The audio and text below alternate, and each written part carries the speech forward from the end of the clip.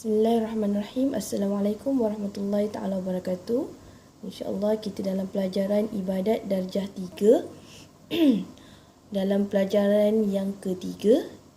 InsyaAllah hari ini tajuk ciri-ciri orang yang baligh. Okey, hari ini hari Ahad 29 Mac 2020. Okey, soalannya, apakah ciri-ciri orang yang baligh? Okey, macam mana kita nak tahu ciri-ciri orang yang telah baligh? Okey, kat sini kalau kita boleh lihat ada 5 ciri-ciri orang yang telah baligh. Okey, yang pertama, ciri-ciri orang yang baligh ni adalah yang pertama, dia mampu berfikir secara matang. Maksud berfikir secara matang maksudnya dia boleh berfikir secara orang dewasa. Maksudnya bukan fikiran kanak-kanak lagi. Maksudnya dia dah boleh fikir secara yang lebih elok dan yang lebih baik. Okey, itu adalah ciri-ciri yang pertama, berfikir secara matang. Yang kedua adalah dapat membezakan dan menilai sesuatu perkara. Okey, maksudnya kat sini dia boleh membezakan sama ada perkara tu baik atau buruk, dan perkara tu boleh memberi manfaat atau memberi mudarat. Yang ini boleh bagi bahaya kepada dia kalau dia lakukan, ataupun sesuatu dia boleh menilai. Maksudnya dia boleh bezakan perkara tu dan dia boleh nilai juga perkara yang dia akan lakukan. Okey, itu maksudnya. Okey, itu ciri-ciri orang yang baligh yang kedua. Okey, ciri-ciri baligh yang ketiga. Ciri-cirinya adalah boleh menjangka perkara yang akan berlaku. Maksudnya boleh menjangka perkara yang akan berlaku ni dia merujuk kepada poin yang kedua. Contoh, dia dah boleh bezakan perkara ni baik atau buruk, manfaat ataupun boleh memberi mudarat, yang ini bahaya.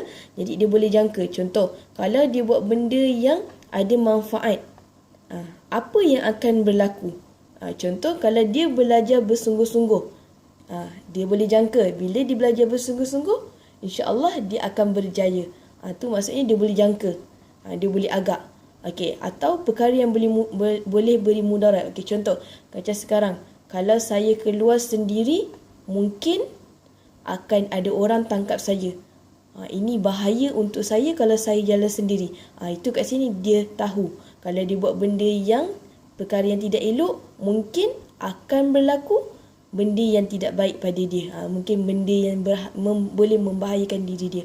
Itu maksudnya dia boleh menjangka, dia boleh agak. Maksudnya macam mana dia boleh agak? Maksudnya bila umur dia dah 9 tahun, dia dah boleh tahu dah, sebabnya dia dah banyak. Mungkin dia dengar daripada kawan-kawan, mungkin daripada nasihat ibu. Ibu selalu nasihat, tak boleh pergi kedai sorang-sorang, bahaya. Nanti ada orang tangkap atau nanti ada orang tipu. Maksudnya macam tu. Okey, itu ciri-ciri orang yang baligh yang ketiga, boleh menjangka perkara yang akan berlaku. Okey, ciri-ciri yang keempat ialah mempunyai kewajipan dan rasa tanggungjawab terhadap diri sendiri dan juga ahli keluarga. Maksudnya dari segi syarak.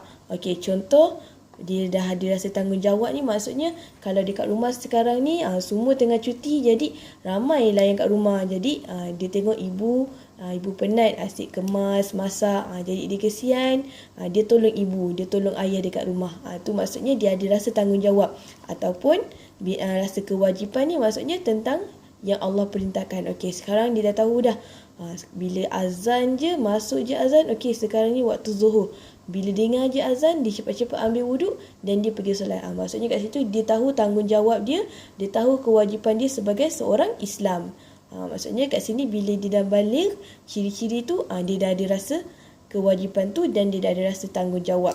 Okey, itu ciri-ciri yang keempat. Okey, ciri-ciri orang yang baligh yang kelima ialah mempunyai matlamat hidup. Mempunyai matlamat hidup ni maksudnya matlamat hidup di dunia dan juga di akhirat. Okey, contoh kat dunia, okey, saya belajar sungguh-sungguh untuk saya menjadi orang yang berilmu. Saya boleh menyampaikan ilmu yang saya ada. Saya nak jadi al-hafiz. Saya boleh bekerja sebagai imam di masjid-masjid. Macam tu, saya boleh mengajar Al-Quran. Itu contoh matlamat hidup di dunia.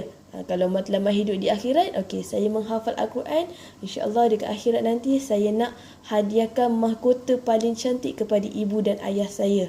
Dan juga sebelum masuk syurga, awak nak syafaatkan. Okey, bila orang yang menghafal Al-Quran ni, dia boleh syafaatkan kepada 10 golongan. 10 atau 7, saya tak ingat. Jadi lebih kurang macam itulah, 7 atau 10. Maksudnya dia boleh beri syafaat pada ahli keluarga dia. Jadi saya menghafal Al-Quran, jadi saya nak bagi syafaat kepada golongan yang disebutkan tadi. Itu maksudnya matlamat hidup dia di akhirat nanti. Maksudnya dia dah ada matlamat. Bukan masa kanak-kanak pergi sekolah sebab ada kawan nak main. Itu maksudnya masih di kanak-kanak, tapi bila dia dah balik, dia dah tahu dah apa yang dia nak buat dalam hidup dia. Itu maksudnya ciri-ciri orang yang balik. Jadi ciri-ciri orang yang balik ada 1, 2, 3, 4 dan 5.